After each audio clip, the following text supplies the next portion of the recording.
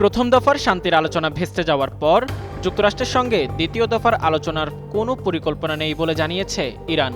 দেশটির পররাষ্ট্র মন্ত্রণালয়ের মুখপাত্র ইসমাইল বাঘাই এ তথ্য জানিয়েছেন। মধ্যপ্রাচ্যের সাম্প্রতিক উত্তেজনাপূর্ণ পরিস্থিতির মধ্যেই এই অবস্থান স্পষ্ট করেছে তেহরান।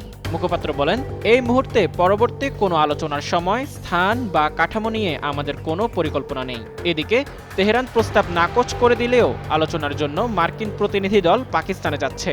দলটির নেতৃত্ব দিচ্ছেন মার্কিন ভাইস প্রেসিডেন্ট জেডি ভান্স।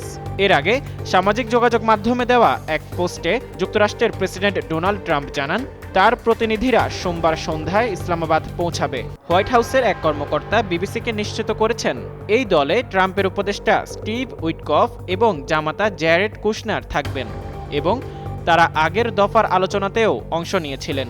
এর আগে নির্দিষ্ট সীমারেখা মানলে বৈঠকে বসার কথা জানিয়েছিল ইরান।